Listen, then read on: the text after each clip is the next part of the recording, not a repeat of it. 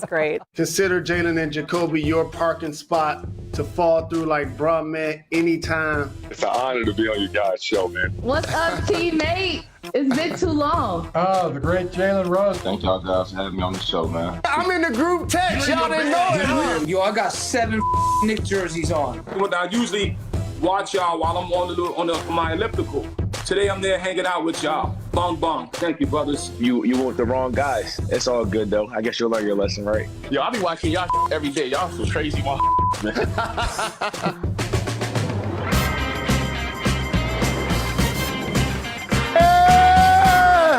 He's Jalen Rose. I'm David Jacoby. Yes. We are Jalen and Jacoby. What is it that we do? We give the people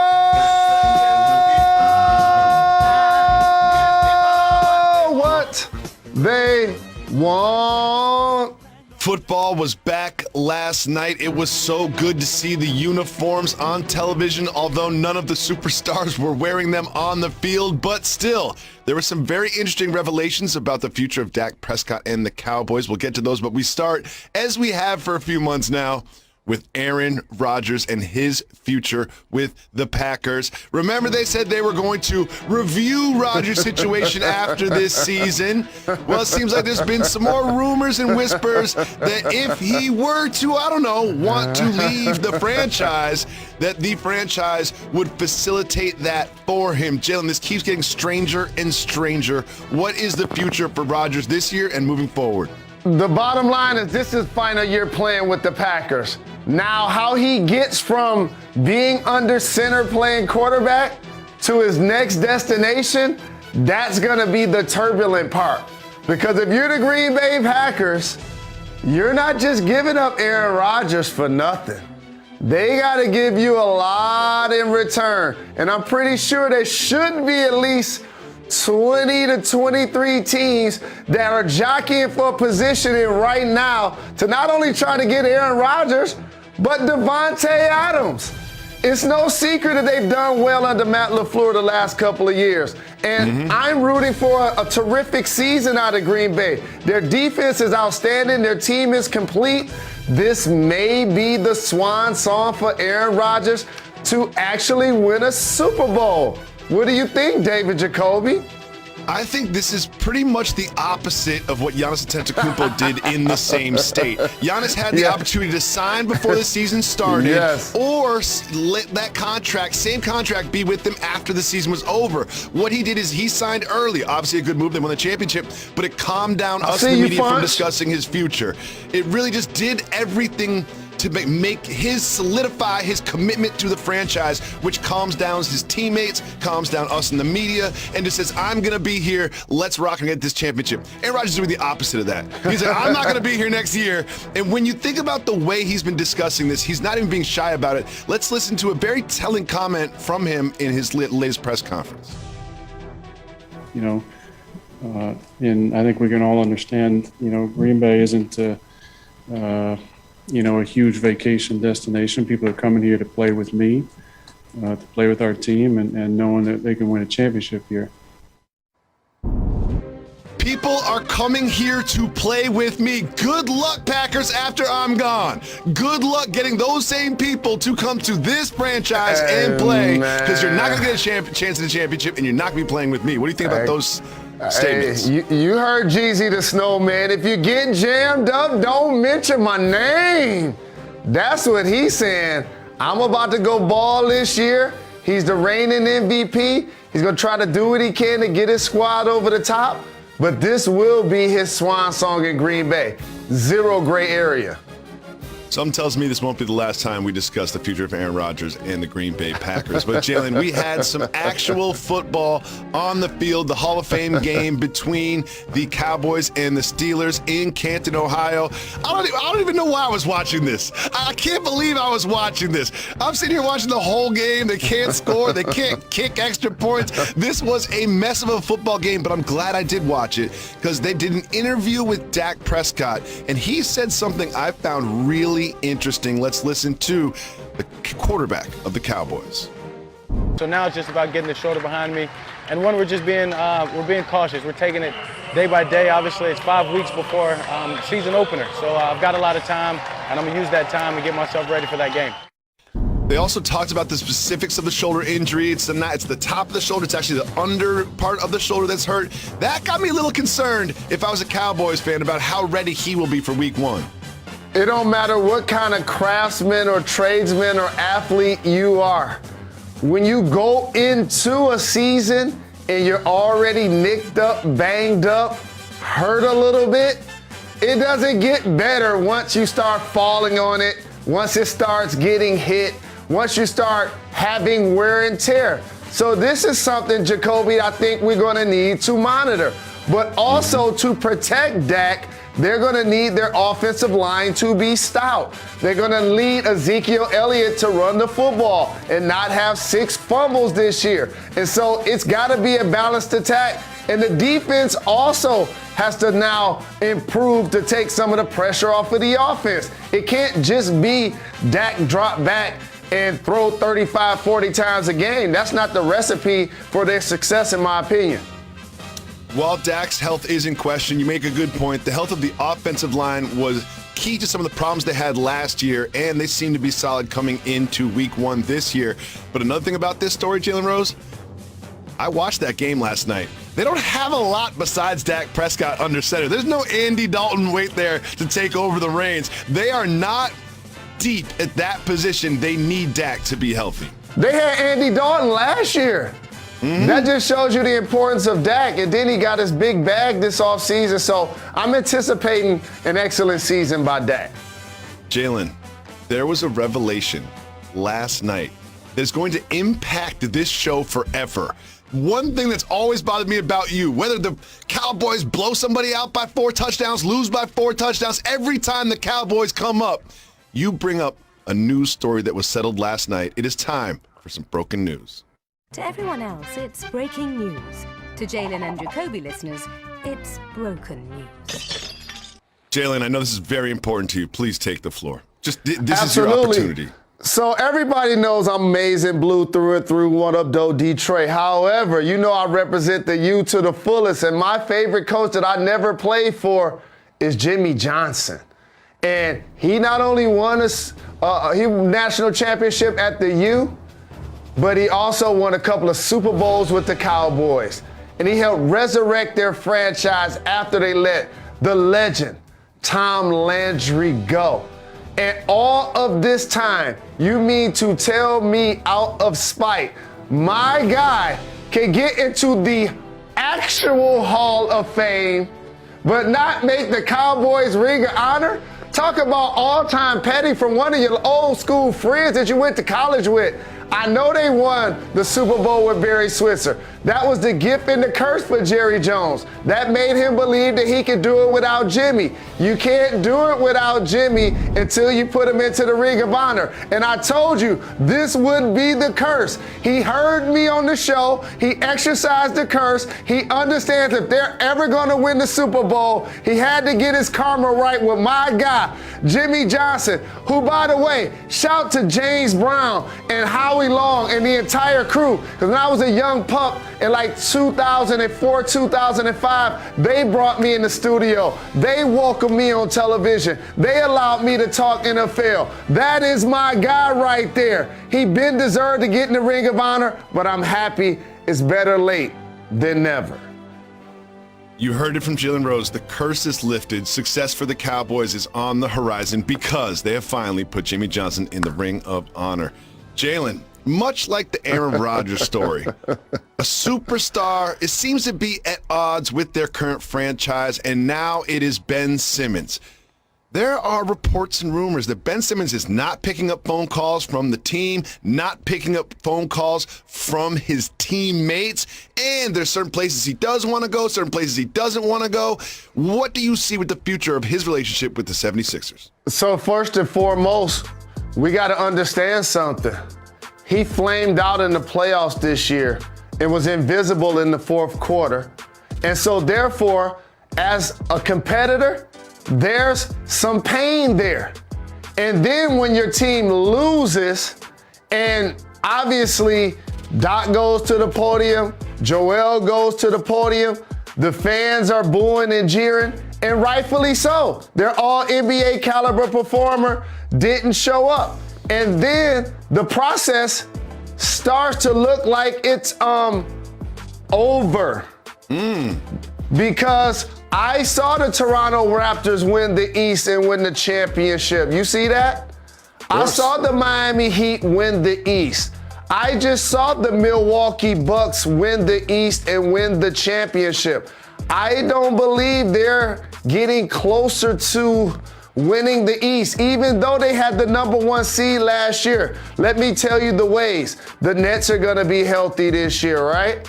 The Bucks are coming off the championship. The Miami Heat have retooled their squad. So now all of a sudden they're amongst that group of, I guess, 4, 5 to 6, 7 jockeying for position in the East.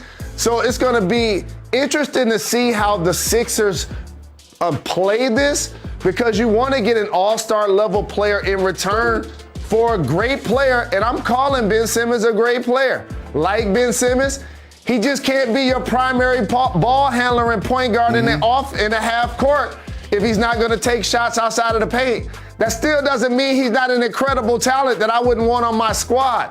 But are you going to get fair value in return? I don't think they are at this point. It's going to be interesting to see how it plays out.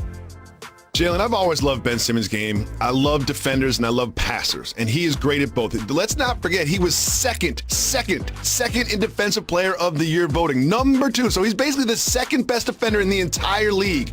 Yet all of a sudden, it's all individually his fault that they lose to the Hawks. Like, I think that this Ben Simmons slander has gotten out of control, and I think whatever team gets him, acquires him, incorporates him into a different system. I don't want to see the Embiid Simmons movie again. I've seen that movie a few times. We all know how it ends. I want to see Simmons on a new team with different pieces around him, different coach, different philosophy, and I think that he will flourish on both ends of the floor. On both ends of the floor. I want to see this happen. I want to see this happen. But there have been a lot of dominoes each year they lost. So Hinkie, then Brett Brown, then Jimmy Butler. You bring in Morey, you bring in Doc. Now you trade Ben Simmons. So again, they're not getting closer toward winning the East. It's going to be interesting because they do have some really good pieces, but the East has just gotten better. Well, it will be drama. If he plays game 1 in the regular season, there'll be so much of a media microscope around them and his behavior and his performance that there will be drama. Is there some drama in Philadelphia, nothing to do with Ben Simmons? Is there some drama surrounding a Jalen? Your namesake, Jalen Hurts? Nick Sirianni, head coach of the Eagles, says he won't commit to Hurts being QB1 quite yet. We'll break that down and much more. You're watching Jalen Jacoby. We will not be having any Jalen disrespect. Coming to you live above the Heineken River Deck here at Pier 17 in New York City. Welcome back to Jalen and Jacoby. Jalen, we saw a football game last night. We're only 4 or 5 weeks away from week 1, and most teams have their QB1 already decided, except in Philadelphia. Let's listen to head coach Nick Sirianni.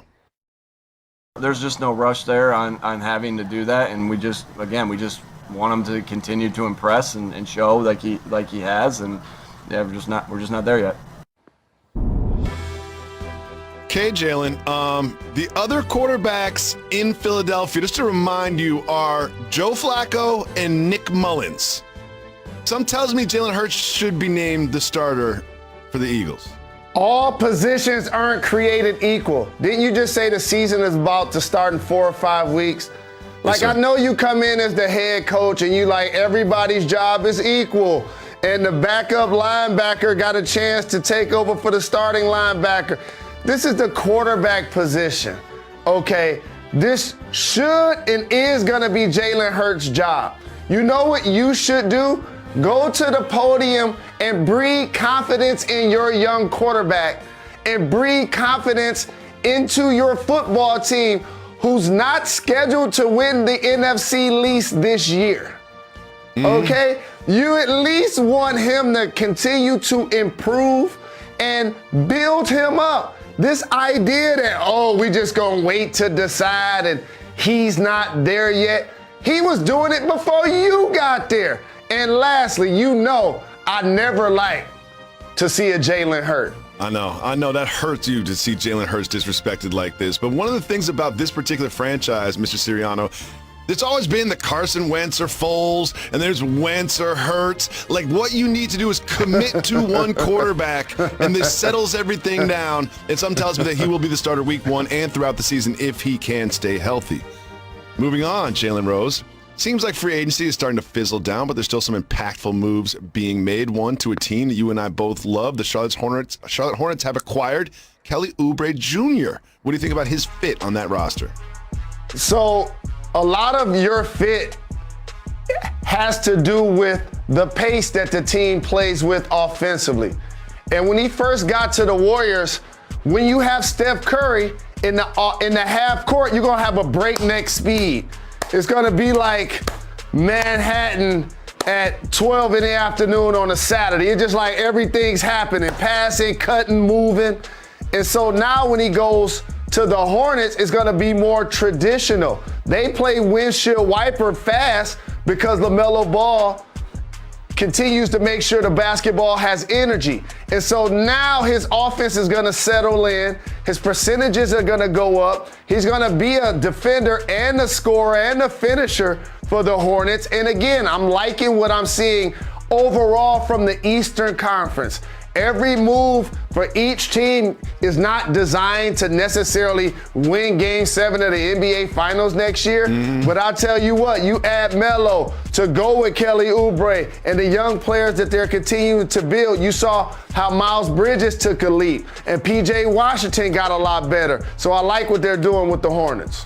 I do like what they're doing with the Hornets. And when you talk about Russell Westbrook added to the Lakers, like that is a big deal. This is just kind of a little deal, but it's going to really solidify them as a playoff contender in the Eastern Conference. And I just like what this franchise is doing under their newer head coach. They've got, as you mentioned, LaMelo Ball, my favorite rookie in the league last year. They've got Scary Terry. Hayward comes back. He could be healthy. Washington, Biyombo. And now you add Oubre. I do like what they're doing. They drafted Book Knight. This is a good news. If I'm in Charlotte and I'm a Hornets fan, this is the best I've felt about my franchise in a long time. Jalen, tonight, the gold medal game between Team USA and France.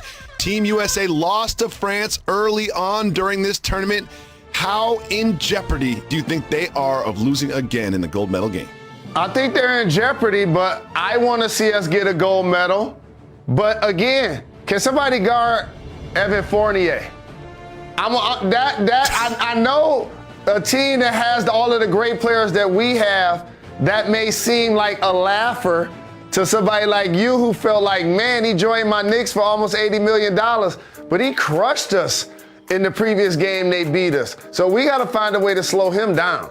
I got you. Drew Holiday, Evan Fournier, you stay next to him the entire time. That's one side of the basket. Other side of the basket, just give the ball to Kevin Durant. I know there's so many talented players, Booker and Lillard. Just give the ball to Kevin Durant. They have no answer for him. No one has had an answer for him.